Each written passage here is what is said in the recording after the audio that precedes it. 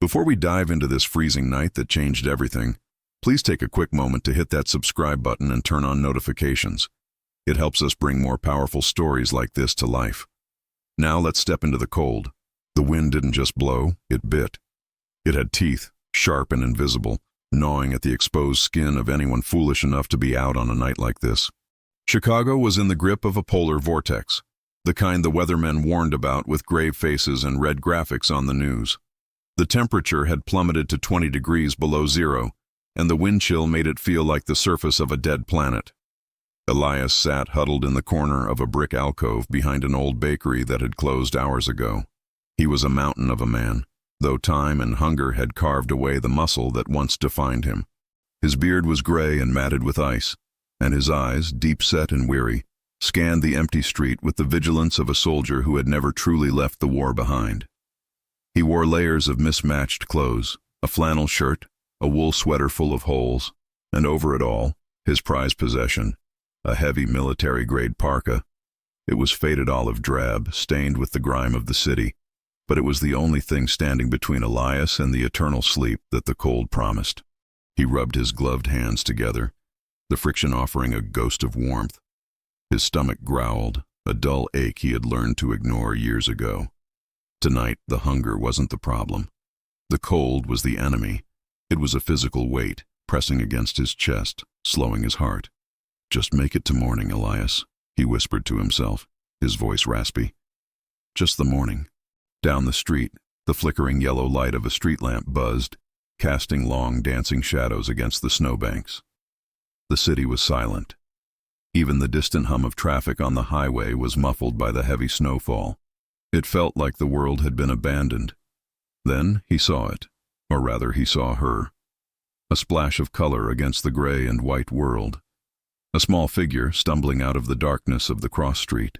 Elias squinted, wiping the frost from his eyelashes. It was a child, a little girl no older than 7 or 8.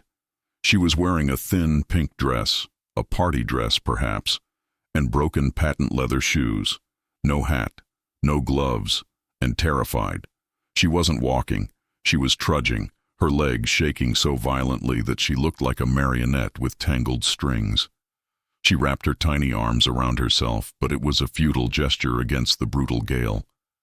Elias felt a jolt of adrenaline that cut through his lethargy. He pushed himself up, his stiff joints cracking loudly in the silence. He didn't think about his aching knees or the frostbite nipping at his toes. He only saw the threat. The cold was hunting her. "Hey!" Elias called out, his voice cracking. "Little one!" The girl stopped. She swayed, her eyes wide and glassy, staring at him but not truly seeing him. Hypothermia. He recognized the signs instantly. The confusion, the lethargy. She was in the final stages before the body simply gave up. Elias moved. He crossed the distance between them with a speed that defied his condition. When he reached her, he saw her lips were blue, her skin pale as marble. She looked up at him, and he saw a terrifying emptiness in her gaze. She was too cold to shiver anymore. "Daddy?" she whispered, the sound barely audible over the wind. "I can't find the car." Elias looked around. The street was deserted. No headlights, no frantic parents running. Just the snow and the silence. He knew he couldn't ask her questions. There was no time for questions. "It's okay," Elias said, his voice dropping to a gentle rumble. "I got you." He didn't hesitate. Not for a second. He unzipped his heavy parka, the olive-drab shield that had kept him alive for 3 winters on the streets. As the zipper slid down, the freezing air slammed into his chest like a sledgehammer, knocking the breath out of him.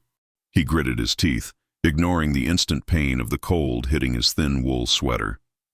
He knelt in the snow and wrapped the massive coat around the tiny girl.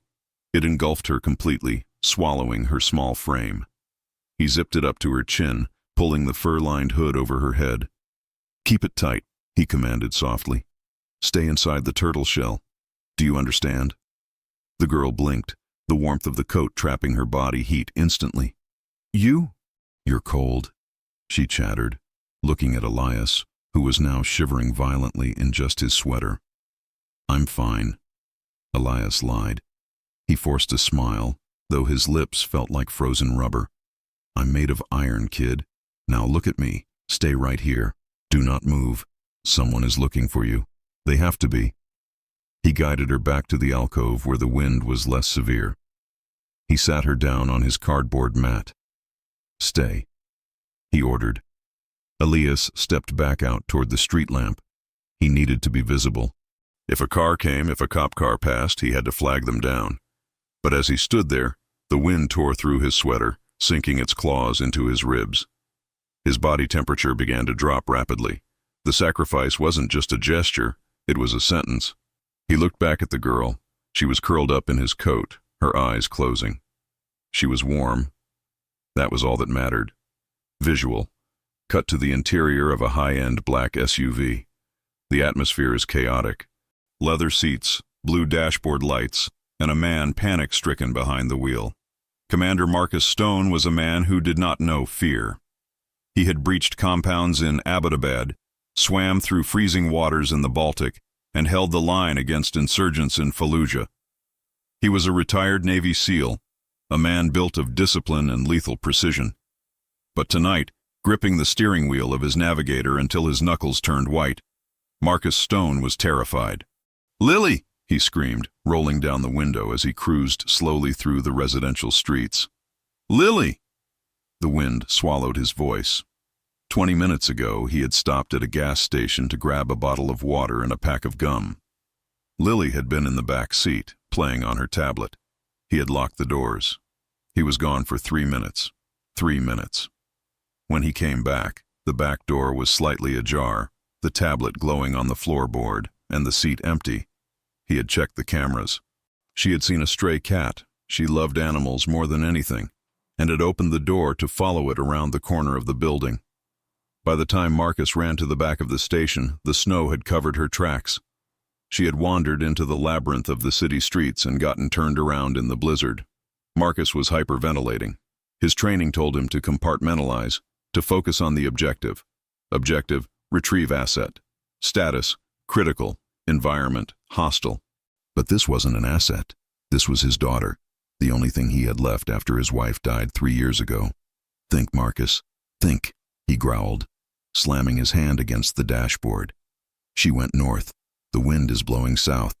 She would walk with the wind at her back. He spun the heavy SUV around, the tires crunching on the ice. He drove aggressively, scanning every alley, every shadow. He called his private security team, his voice barking orders that sounded more like pleas. "I don't care about the jurisdiction. Get the drones up if the wind allows. I want boots on the ground in Sector 4. Now!" He hung up and kept driving. The temperature gauge on his dashboard read 22 dig. Every minute that passed reduced her survival rate. A child in a dress could survive maybe 20 minutes in this. It had been 30. He turned down a narrow industrial street, the headlights cutting through the whiteout. He saw something. A pile of rags in a doorway. No. He saw a man. A large man standing under a street lamp, swaying. The man wasn't wearing a coat. He was hugging himself, shaking violently. Marcus's eyes narrowed. Instincts flared. Was this a threat? Did he hurt her? Or did he know something? Marcus slammed on the brakes, the SUV sliding to a halt just feet from the man. He jumped out of the car, ignoring the cold, his hand instinctively going to the concealed holster at his waist. "You!" Marcus shouted, storming toward the shivering man. "Have you seen a little girl? Pink dress. Have you seen her?" The man, Elias, could barely speak. His jaw was locked tight from the cold. He couldn't lift his arm. He simply nodded weakly and tilted his head toward the brick alcove behind him. Marcus didn't wait. He sprinted past Elias, his heart hammering against his ribs. He reached the alcove and froze. There, curled up on a piece of wet cardboard, was a small mound of olive-drab fabric. A hood was pulled over a head. "Lily?" Marcus choked out. The mound moved. A small face peeked out from the fur-lined hood. "Daddy?" Marcus collapsed to his knees. He scooped her up, the heavy coat and all, burying his face in her hair. She was warm, incredibly, impossibly warm. He touched her cheek. It was cool, but not frozen. "I was cold, Daddy," Lily mumbled, half asleep. But the giant gave me his house. His house? Marcus pulled back, confused. He looked at the coat she was wrapped in. It was huge, heavy, military grade, a parka designed for extreme survival. He looked up. The man, the giant, was still standing by the street lamp, but he was no longer swaying. He was sinking. Elias's knees buckled, and he collapsed into the snowbank in slow motion, his body finally shutting down after giving away his only source of heat. "Hey!" Marcus shouted. He picked Lily up, rushed her to the back seat of the warm SUV, and slammed the door. "Stay there, baby. Put the seat heater on." So Marcus turned and ran back to Elias. The man was curled in a fetal position, his skin turning a waxy gray. Marcus grabbed him. The man was dense, heavy, but completely limp.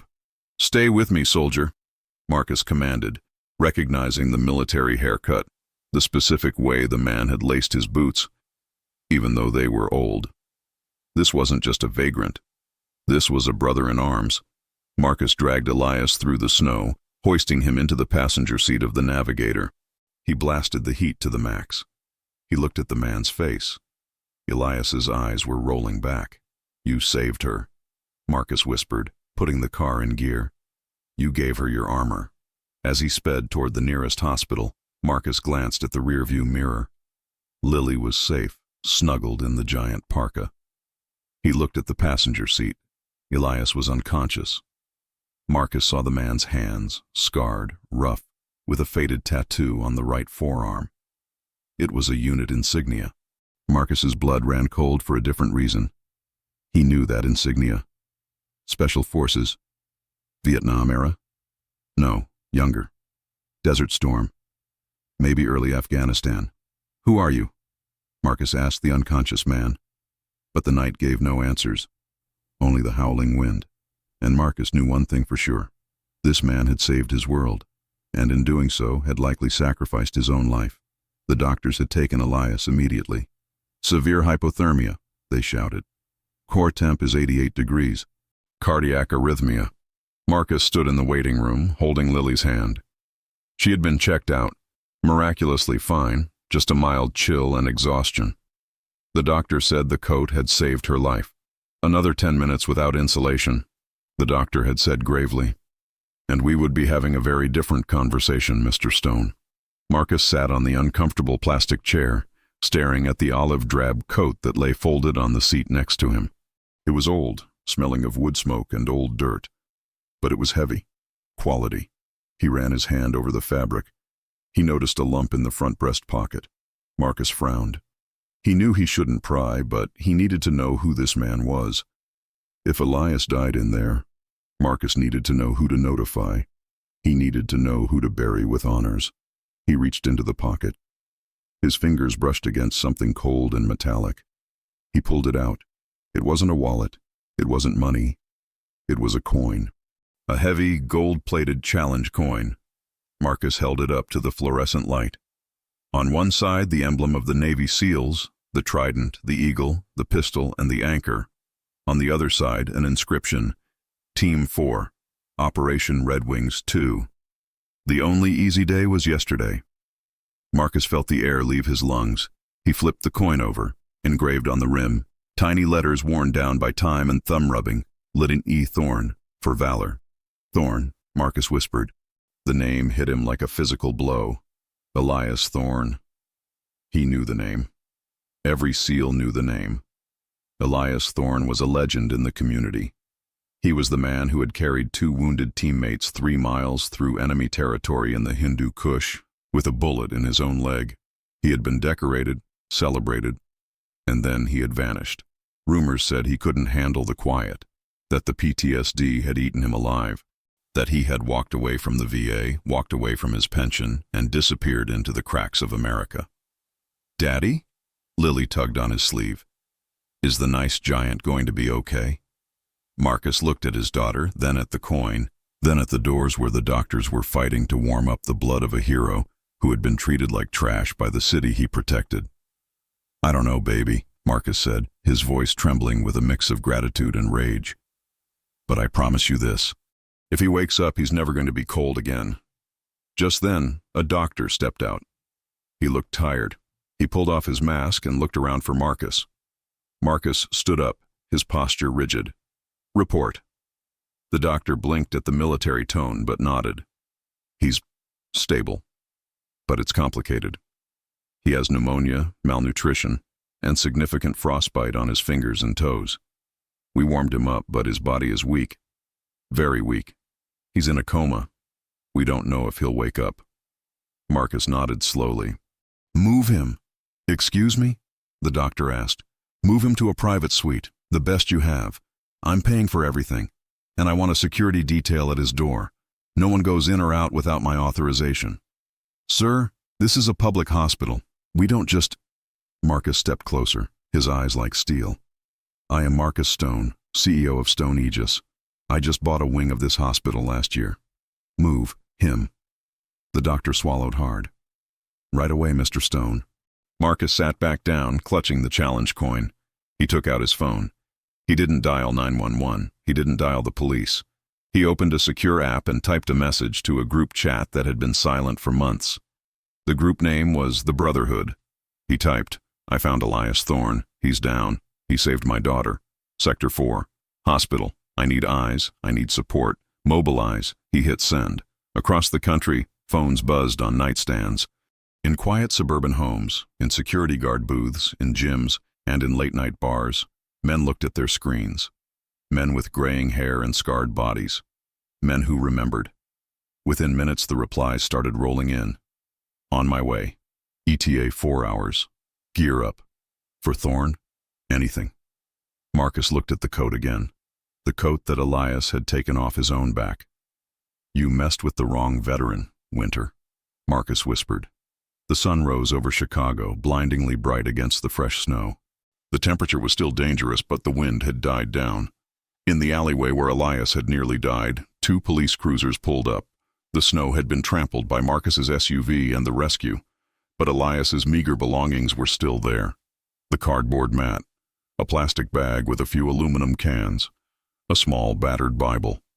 Officer Miller stepped out of his cruiser, sipping steaming coffee. He was a man who enjoyed his power a little too much, the kind of cop who saw the homeless not as people, but as urban blight to be swept away. "Dispatch says there was a disturbance here last night," Miller said to his partner, a rookie named Evans, some rich guy in an SUV screaming about a kid. Miller kicked the cardboard mat. "Probably this bum causing trouble again. Thorne, right? I told him to clear out last week." "Sarge, looks like he left in a hurry," Evans said, pointing to the indentation in the snow where Elias had fallen. "Looks like a body print. Probably froze stiff," Miller grunted, indifferent. "Or someone picked him up. Either way, we gotta clear this trash. The mayor wants the streets clean for the winter festival." Miller began grabbing Elias's things, the Bible, the few cans, a photo of a woman that had been tucked into the bricks, and tossing them into a trash bag. "Sarge, maybe we should tag this?" Evans asked nervously. "If he comes back." "He ain't coming back," Miller scoffed. "And if he does, he can move along. I'm tired of seeing him. He scares the locals." As Miller threw the Bible into the trash, a black sedan rolled slowly past the alley entrance. Then another. Then a third. Miller paused, his hand on his gun belt. "What's that about?" The cars didn't stop, but the passengers inside, men in dark sunglasses despite the early hour, stared at the officers. They stared with a calm, predatory intensity. Miller felt a shiver that had nothing to do with the cold. "Let's finish up and get out of here." Back at the hospital, the situation was becoming tense. Elias was still in a coma, his breathing assisted by a machine. Marcus hadn't left his bedside. Lily had been taken home by her nanny, but Marcus refused to move. Around 10 a.m., the hospital administrator, a nervous man named Dr. Eris, entered the room. "Mr. Stone," Eris said, wringing his hands. "We have a problem." "Is he crashing?" Marcus shot up. No. His condition is stable. It's outside." "What do you mean, outside?" "The lobby, sir, and the parking lot. There are men, a lot of men. They are blocking the entrance. Security is terrified." Marcus frowned. He walked to the window of the 4th-floor suite and looked down. His breath hitched. Below, in the snow-covered parking lot, they were gathering. It wasn't a mob. It was a formation, dozens of men, some in wheelchairs, some on crutches, some in business suits, others in leather motorcycle vests. They stood in perfect silence. They stood in rows. They weren't blocking the ambulance bay.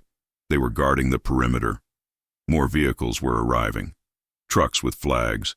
Motorcycles defying the ice. They were the Brotherhood. They were the men Elias had led, the men he had saved, and the men who had heard the call. They hadn't come to riot. They had come to stand watch. Marcus turned back to the administrator. They aren't a problem, Doctor. They are the honor guard. But the police are on their way, Eris stammered. Officer Miller called it in as a gang gathering. Marcus's eyes darkened. Miller. He knew that name. He knew Miller was the cop who harassed the homeless vets in this district. Let the police come, Marcus said, buttoning his jacket. I'll go down and speak to them. But before Marcus could leave the room, the machine monitoring Elias's heart began to beep rapidly. Not a flat line, a spike. Marcus spun around. Elias's eyes were fluttering. The giant was waking up. Elias gasped, his body arching off the bed, fighting the ventilator tube. Panic. Pure PTSD panic. He didn't know where he was. In his mind, he wasn't in a warm hospital. He was back in the Hindu Kush, or perhaps back in the freezing alley, fighting for his life. Easy! Easy! Marcus rushed to the bed, grabbing Elias's shoulders not to restrain him, but to ground him. You're safe! Thorne! Lieutenant! You are secure! Elias's eyes snapped open. They were wild, terrified. He looked at Marcus, then at the ceiling, then at the warm blanket. He ripped the tape off his face and spit out the tube before the nurses could stop him. He coughed violently, his lungs rattling. The girl, Elias rasped, his voice sounding like grinding gravel. Where is the girl? She's safe, Marcus said firmly, looking deep into Elias's eyes. She's at home. Warm. You saved her, Elias. Elias slumped back against the pillows, exhaustion washing over him. Who are you? Marcus reached into his pocket and pulled out the gold challenge coin. He placed it gently in Elias's scarred palm. I'm the father, Marcus said. And I'm a friend. You drop this. Elias looked at the coin. His thumb brushed the worn surface.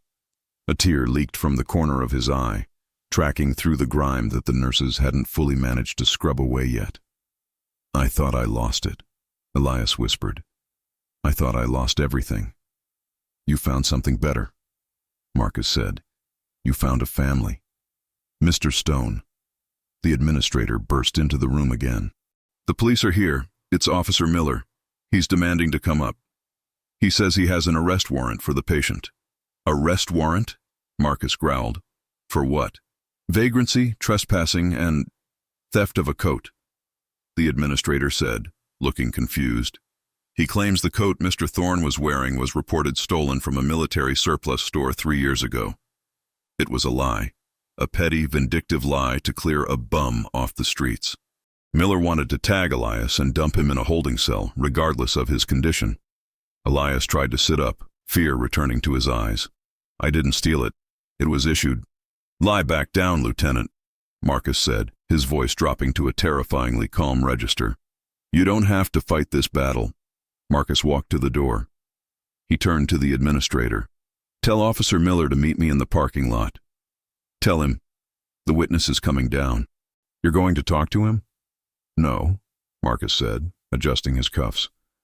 I'm going to introduce him to the 100 men outside who disagree with his assessment. Officer Miller stepped out of his car, hand resting on his baton. He looked at the crowd of men standing near the hospital entrance. They were a motley crew, some old, some young, all looking hard. All right, break it up, Miller shouted, his breath puffing in the cold air. This is private property and you're blocking emergency access. Move it along or we start writing tickets and making arrests. Nobody moved, not an inch. A man in a wheelchair, missing a leg, rolled forward slightly. He wore a jacket with a Vietnam vet patch. He just stared at Miller. I said move, Miller barked. He turned to Evans. Call for backup. Get the riot wagon. We got a civil disturbance. Sarge, look at them, Evans whispered, pale. That's not a gang. That's military. I don't care if they're the Boy Scouts. Miller spat. They're protecting a vagrant I need to process. Now, who's in charge here? The automatic glass doors of the hospital slid open. Marcus Stone walked out. He wore a tailored wool coat over his suit, looking every inch the billionaire CEO, but walking with the predatory grace of a killer. He didn't stop until he was 5 feet from Miller. I am, Marcus said. Miller sneered. And who are you? Another bleeding heart? I'm the man whose daughter is alive today because of the man upstairs, Marcus said. And you're the man who threw his Bible in the trash this morning. I saw the footage from the alley camera, Miller. Miller blanched slightly but held his ground. That man is a suspect. Stolen property. I have a warrant. That man, Marcus pointed a finger at Miller's chest, is Lieutenant Elias Thorne, Navy Cross recipient, Silver Star. And that coat? That coat was issued to him by the United States government when he went to fight in mountains you couldn't even climb. Doesn't matter, Miller said, though his confidence was wavering. Law is law. He comes with us.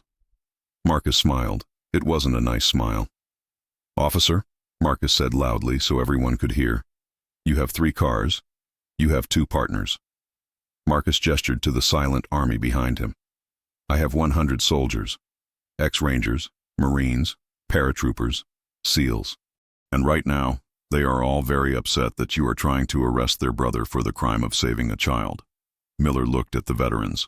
They took one synchronized step forward. The sound of 100 boots hitting the pavement at once echoed like a gunshot. Crunch. Miller took a step back. This is obstruction of justice. No, Marcus said, pulling out his phone. This is a change of management. Marcus put the phone to his ear. Commissioner? Yes, it's Marcus Stone. I'm at the hospital.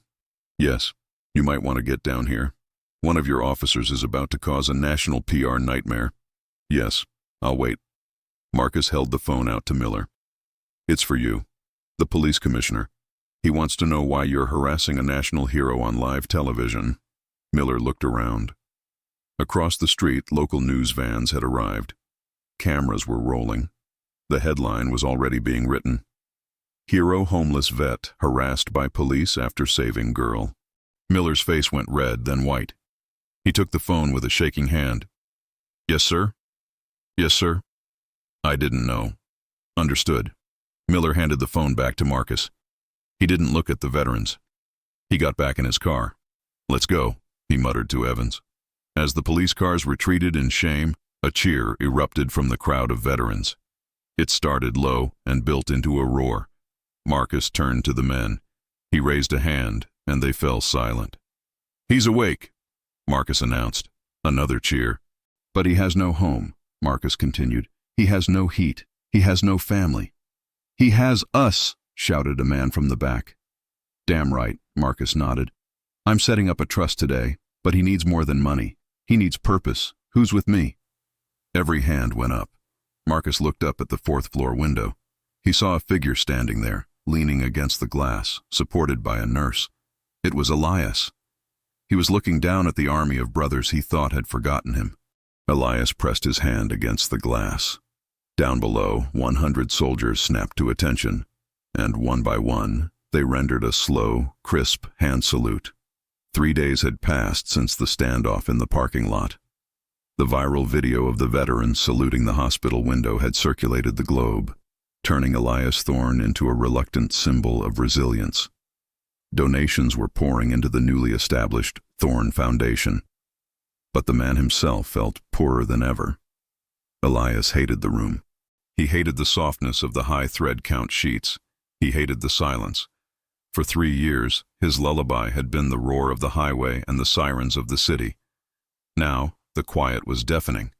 It gave his mind too much room to wander back to places he had tried to freeze out of his memory. He stood up, his legs wobbling. The doctors had fed him, pumped him full of vitamins and antibiotics, but his strength was returning slowly. He walked to the window. The snow was melting, turning into gray slush. I need to go, Elias muttered to the empty room. I can't be here. He felt like a wild animal trapped in a gilded cage. He didn't know how to be civilized anymore. He didn't know how to talk to nurses who looked at him with pity. He missed the invisibility of the street. The door creaked open. Elias tensed, expecting another doctor with a needle. It wasn't a doctor. It was a small head of curly hair. "Mr. Giant?" Elias froze. He turned slowly. Lily was standing there holding a drawing. She was wearing a new coat, bright yellow, and she looked healthy, her cheeks rosy. Elias's demeanor changed instantly. The tension left his shoulders. He knelt down, despite the pain in his knees, so he could be eye level with her. "Hello, little one," he rasped. "Daddy says you're a hero," Lily said, stepping into the room. "But you look sad." "I'm not sad," Elias lied. "I'm just resting. I made you this." She handed him the drawing. It was done in crayon. It showed a stick figure with a giant green triangle for a body, the parka, protecting a smaller stick figure from blue squiggles, the wind. Elias took the paper. His hands, still bandaged from the frostbite, shook slightly. It was the first gift anyone had given him in a decade. "Thank you," he whispered. "Daddy wants to take you home," Lily said matter-of-factly. "He says the hospital smells like old soup." Elias cracked a smile. "A real one. Your daddy is a stubborn man." "He is," Lily agreed. "But he's scared too. He checks the locks 3 times a night now, ever since I got lost." Elias's eyes narrowed slightly. The instincts of a protector flared up. "He checks the locks?" "Yeah, and he watches the cameras all the time." Just then Marcus walked in. He looked exhausted, phone glued to his ear, discussing security protocols. He hung up when he saw Elias on one knee. "Lily, I told you to wait in the hall." Marcus chided gently, though he smiled at the scene. "She's fine, Commander," Elias said, standing up with effort. "She's good for morale." Marcus looked at Elias. "You look ready to bolt, Thorne. I can see it in your eyes. You're planning your escape route." Elias didn't deny it. "I don't belong here, Stone. I appreciate the medical care, but I need to get back to my life." "Your life?" Marcus stepped closer. "Elias, your life was a cardboard box in an alley. That's over. I'm discharging you today, but you aren't going to the street." "I'm not a charity case," Elias hardened his voice. "No, you're not," Marcus replied evenly. "You're a job applicant. I have a position open, and frankly, you're the only man I trust to fill it." The job offer was vague, but Elias had agreed to listen, mostly because Lily had grabbed his hand and refused to let go until he said yes. Marcus Stone's home was not just a house, it was a fortress. The Stone estate was surrounded by 12-foot walls, motion sensors, and a private security detail patrolling the perimeter. It was beautiful, but to Elias's trained eye, it was a target. "Welcome to the bunker," Marcus joked as they pulled into the driveway. Elias stepped out of the car. He was wearing new clothes Marcus had bought him: tactical pants, sturdy boots, a thick sweater. He felt like he was wearing a costume. "Nice perimeter," Elias commented, scanning the tree line. "But your southwest corner is blind. The camera angle is too high. A man crawling on his stomach could slip under the sensor beam." Marcus raised an eyebrow. "I paid a consultant $50,000 to design that grid."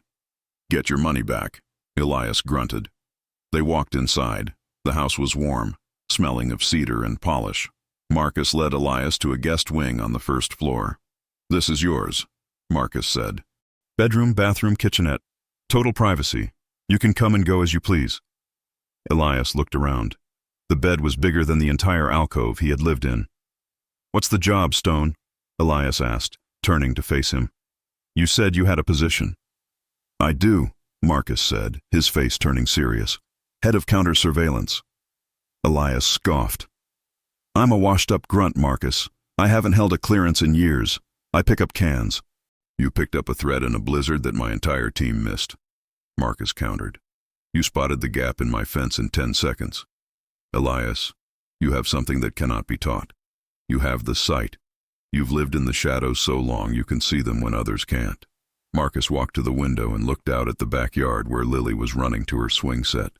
"Since my wife died, I've enemies, Elias. My company Stone Aegis creates cybersecurity for governments. There are people, cartels, foreign agents, who would love to get leverage on me, and the only leverage that matters is out there on that swing. Marcus turned back to Elias, his eyes pleading. My security team is good, but they are by the book. They look for guys with guns. They don't look for the subtle things. I need someone who watches the watchers. I need a ghost. Elias looked at the bed, then out the window at the little girl who was alive because of his coat. He felt a familiar weight settling on his shoulders. The weight of duty. I don't wear a suit, Elias said. Wear whatever you want, Marcus replied. And I sleep with the window open. Done. Elias nodded slowly. Then I'll take the perimeter watch. Tonight. The transition was harder than Elias expected. The bed was too soft. The air was too still. He had spent the first night on the floor, wrapped in a blanket, because the mattress felt like it was swallowing him. It was 3 a.m. The witching hour. Elias closed his eyes, and instantly he was back there. The heat, the dust, the screaming. Flashback, Kandahar province, 10 years ago. A village square. Elias is younger, stronger. He is holding a radio, screaming for extraction. Viper 2-1, we have civilians in the crossfire. Abort the strike. But the radio only crackled with static. He saw the child running across the square. A girl, pink dress, just like Lily. He ran toward her, his legs pumping. The whistle of the mortar incoming. He dove. He reached out. His fingertips brushed her fabric. Boom. Darkness. Silence. And when the dust cleared, the pink dress was gone. Elias gasped, jerking awake in the chair. He was drenched in cold sweat. His heart was hammering against his ribs like a trapped bird. It wasn't real, he whispered, a mantra he had repeated 1,000 times. You are in Chicago. It is winter. He needed air. He couldn't breathe in the room. Elias opened the French doors and stepped out onto the snowy patio.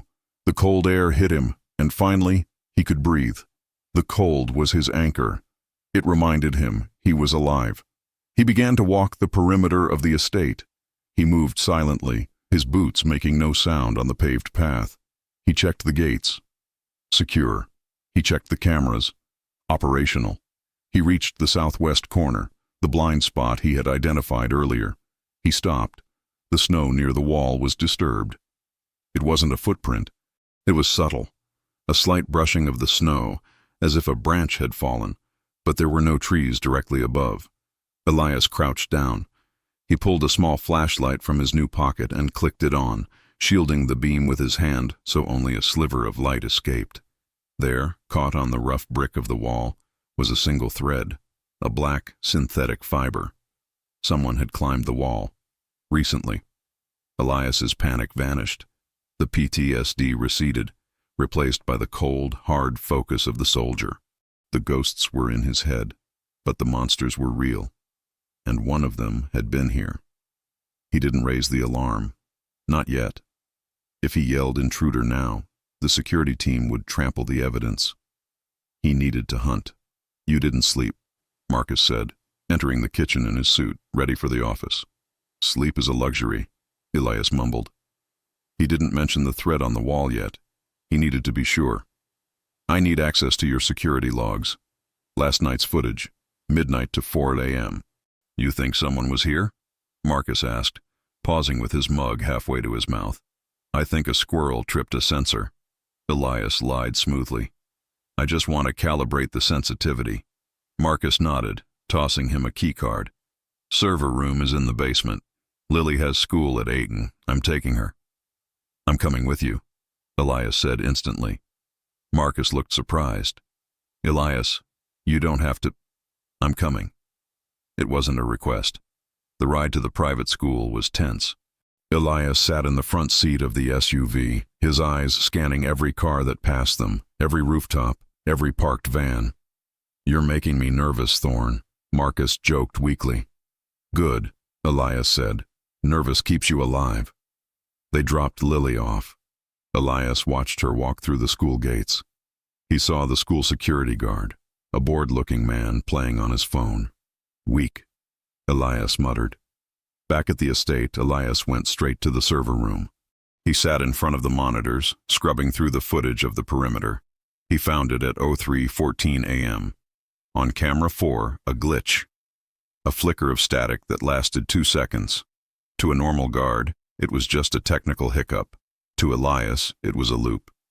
Someone had hacked the feed, looped the image of the empty yard for 10 seconds, and used that window to slip over the wall. Elias rewound the footage frame by frame.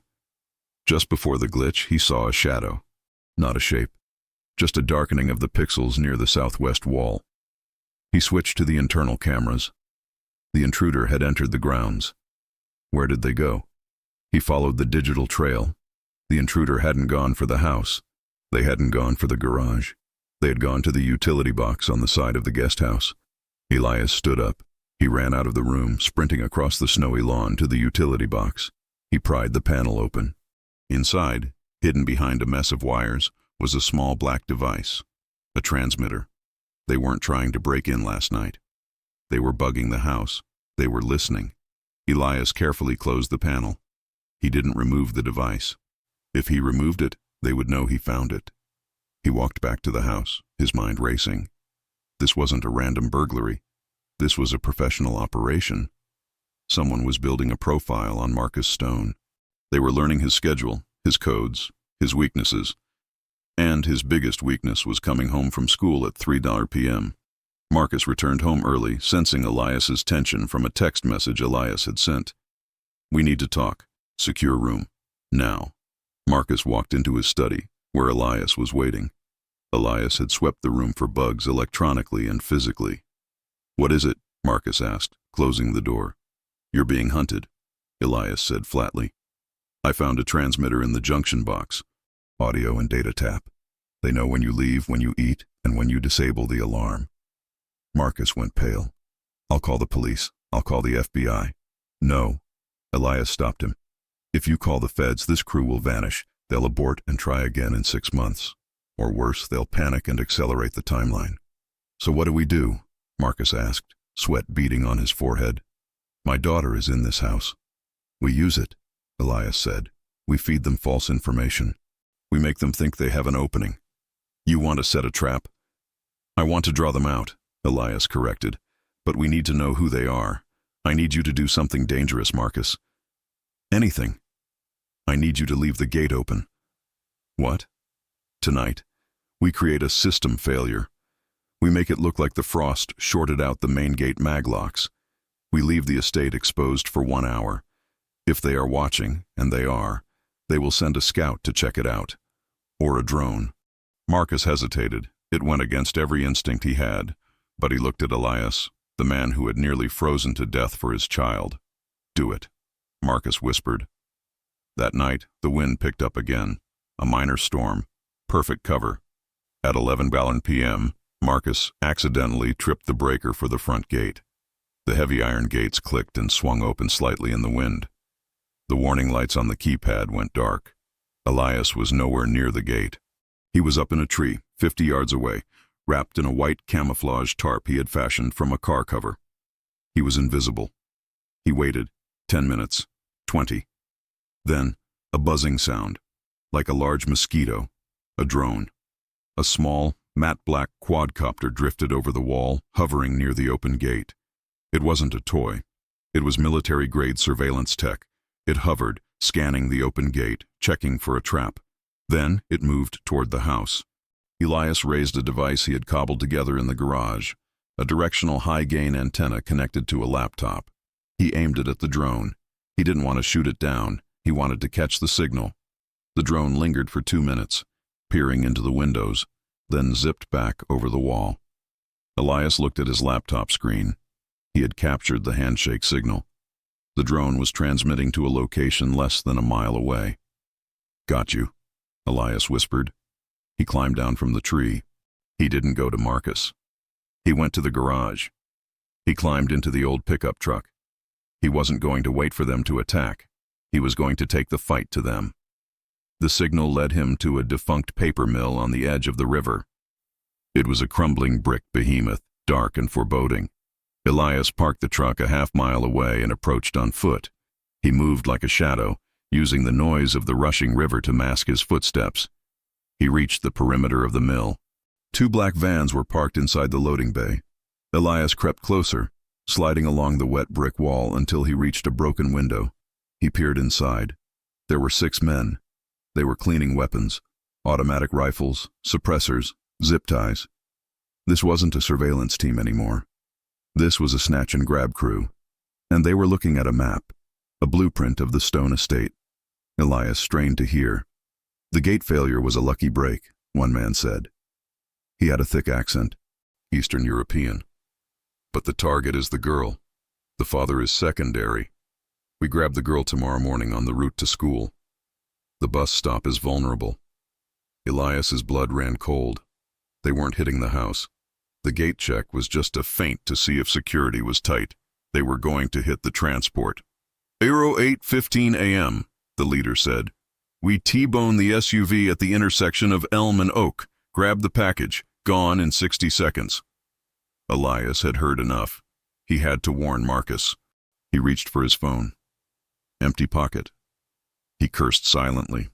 In his rush to gear up, he had left his phone in the garage charging. He turned to leave, stepping back from the window. Crack. Under his boot, a piece of old glass snapped. Inside the warehouse, 6 heads snapped up.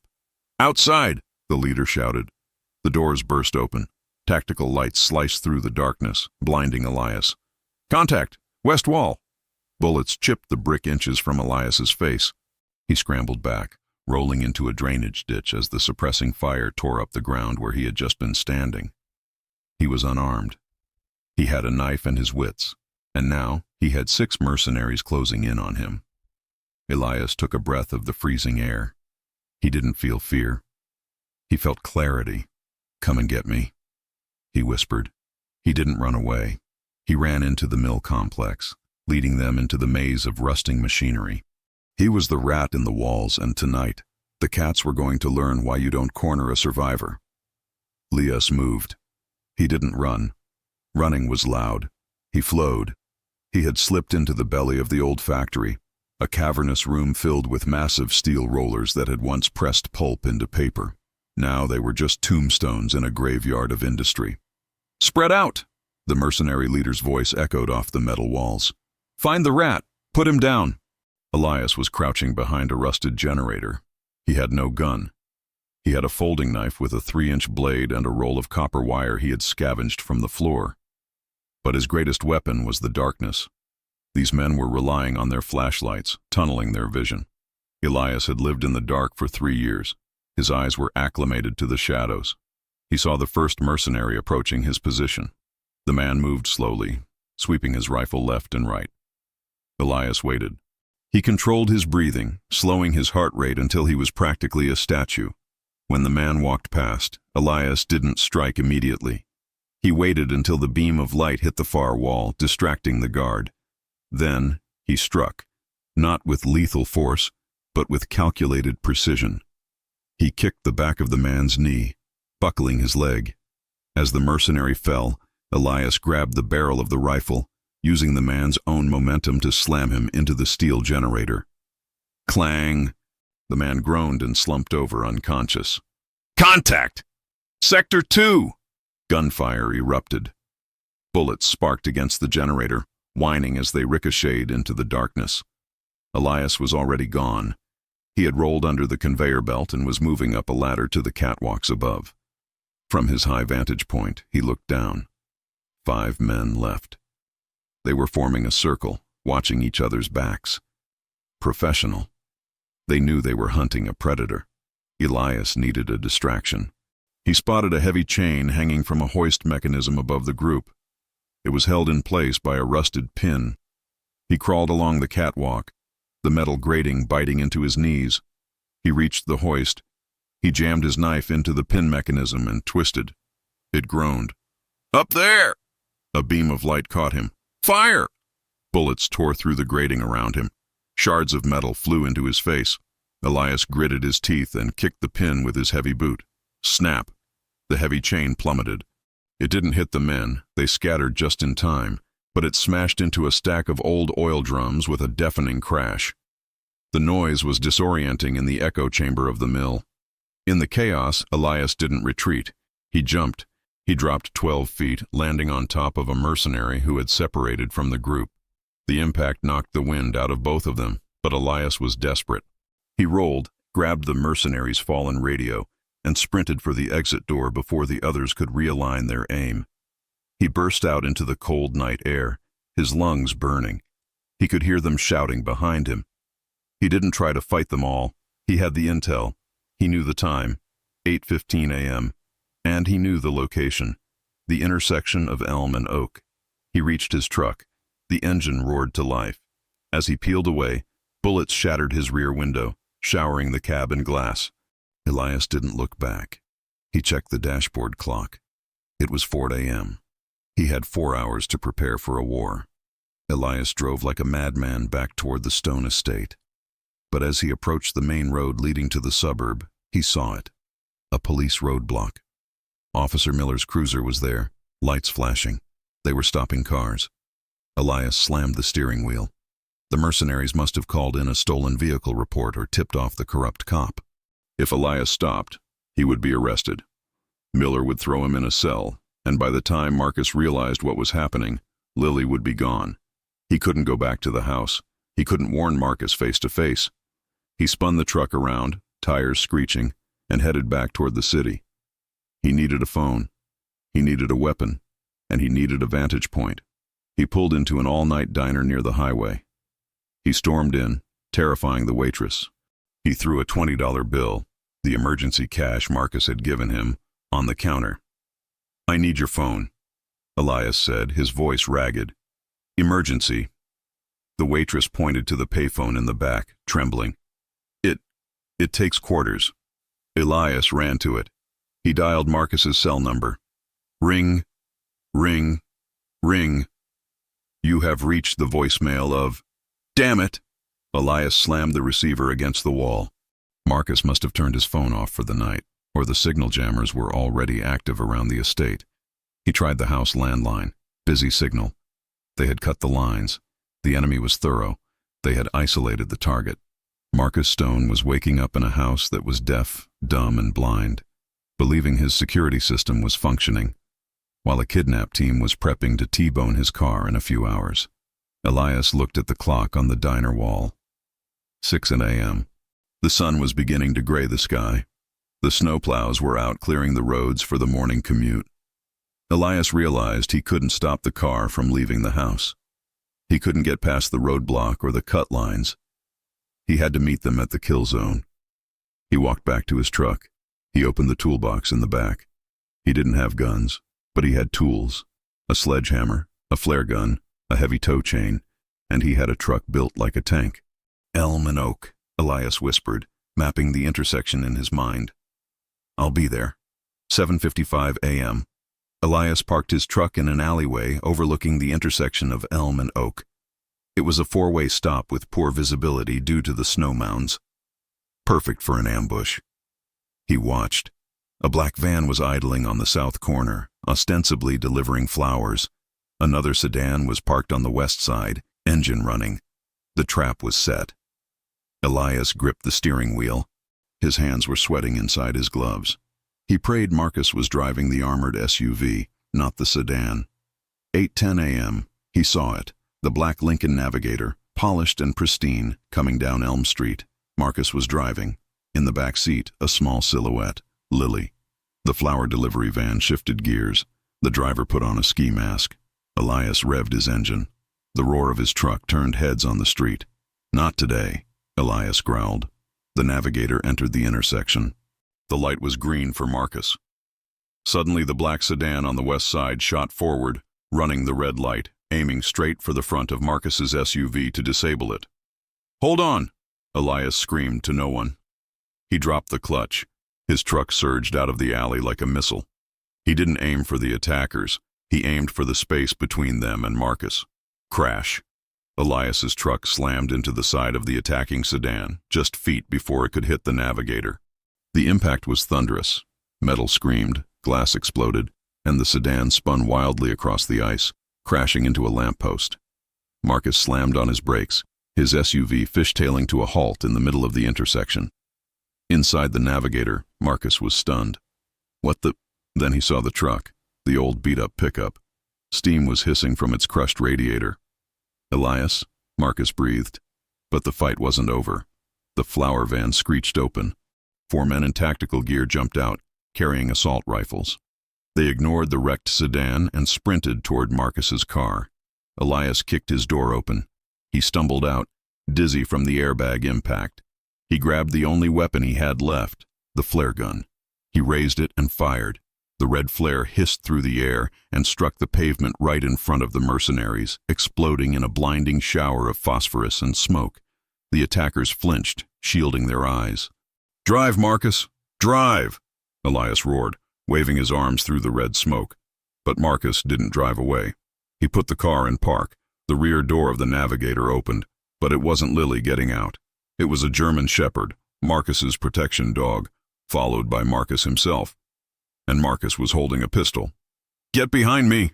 Marcus shouted to Elias. The two men stood back to back in the snow, the burning flare casting long demonic shadows around them. Chapter 15. Brothers in Arms. Visual. The intersection is now a battlefield. Civilians are fleeing their cars. Sirens wail in the distance, but they are too far away. "They want the girl!" Elias yelled over the chaos. "Go! I'll hold them!" "I don't leave men behind!" Marcus fired 2 controlled shots, forcing the mercenaries to take cover behind their van. "There's too many of them!" The mercenaries regrouped. They began to suppress the 2 veterans with automatic fire. Bullets chipped the asphalt and pinged off the armored chassis of the Navigator. Lily was screaming inside the car. "We need an exit!" Marcus shouted, changing magazines with practiced speed. "The tow chain!" Elias pointed to the back of his wrecked truck. "Hook it to the van's axle!" "Are you crazy? Cover me!" Elias didn't wait. He broke cover. He sprinted through the hail of gunfire, diving and sliding across the ice.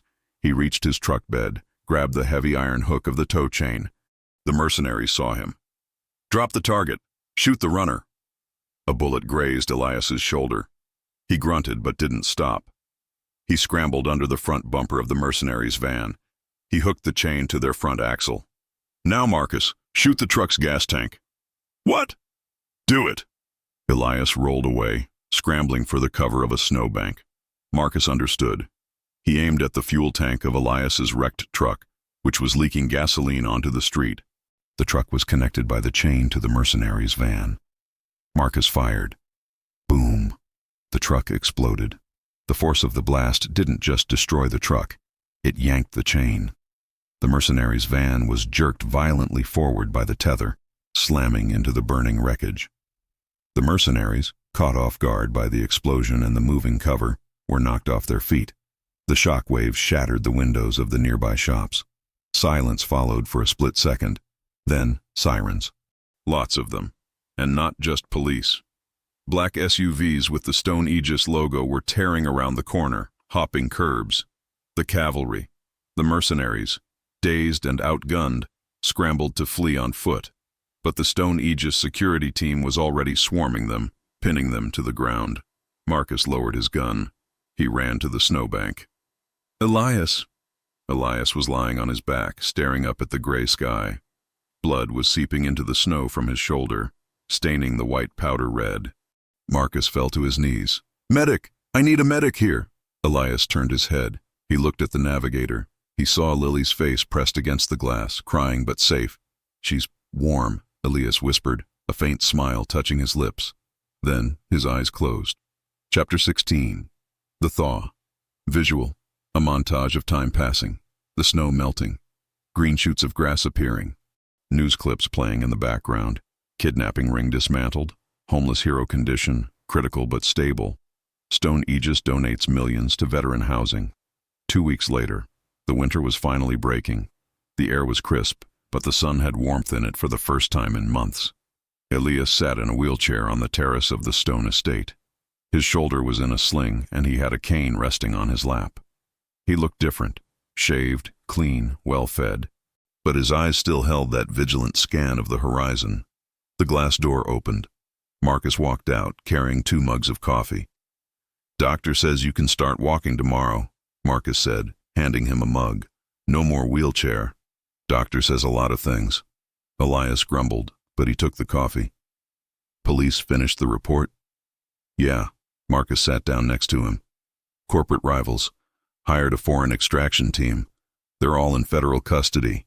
You're in the clear, Elias. In fact, the mayor wants to give you a key to the city. Elias snorted. He can keep the key. I just want my coat back. Marcus smiled. About that, Marcus whistled. Lily came running out of the house. She was holding a large, flat box wrapped in blue paper. For you, she beamed, placing it on his lap. Elias looked at the girl, then at the box. He opened it slowly. Inside, resting on tissue paper, was a coat, but not just any coat. It was a custom-made parka, olive drab, like his old one, but made of the finest modern materials. Waterproof, bullet-resistant lining, thermal tech, and on the breast pocket, embroidered in black thread, E. Thorne, head of security. Elias ran his hand over the fabric. He choked up. He couldn't speak. You can't leave, Lily said, hugging his good arm. You have to stay and watch the cameras. Daddy falls asleep too much. Elias looked at Marcus. Head of security? It comes with a salary, full benefits, and the guest house, Marcus said, and a permanent seat at the dinner table. We aren't offering you a job, Elias. We're offering you a home. Elias looked out at the perimeter wall. He didn't see a cage anymore. He saw a castle to defend. He saw a future. I'll take the night shift, Elias said softly. Chapter 17. The Guardian. Visual, final scene. 1 year later. It is winter again. Snow is falling softly on Chicago. The camera pans down to a busy street. People are rushing, heads down against the wind. We see a man walking. It is Elias. He is wearing his new coat. He walks with a slight limp, relying on a cane, but he stands tall. He is walking Lily to school. She holds his hand tightly. Are you cold, Uncle Elias? Lily asks. Never, Elias replies. They pass an alleyway, the same alleyway where the story began. Elias stops. He sees a figure huddled in the corner. A young man, shivering, wrapped in a thin blanket. Elias lets go of Lily's hand for a moment. Wait here. He walks into the alley. The young homeless man looks up, fear in his eyes. Elias reaches into his pocket. He pulls out a pair of thick thermal gloves and a voucher for a hot meal at the shelter, a shelter that now bears the name, the Thorne Center for Veterans. Take these, Elias says, his voice a deep rumble. Go to the address on the card. Tell them Elias sent you. The young man takes the gloves with shaking hands. Thank you. Thank you. Don't give up, Elias says. The winter doesn't last forever. Elias walks back to Lily. She smiles at him. You gave him your gloves, she says. I have another pair. Elias winks. As they walk away into the falling snow, the camera pulls back, rising higher and higher above the city. The wind howls, but it no longer sounds like a threat. It sounds like a song. Narrator voiceover. They say you can tell the measure of a man by what he does when he has nothing. Elias Thorne gave everything he had to save a stranger, and in return, he didn't just get a coat, he got a life. In a world that can be so cold, be the one who brings the warmth.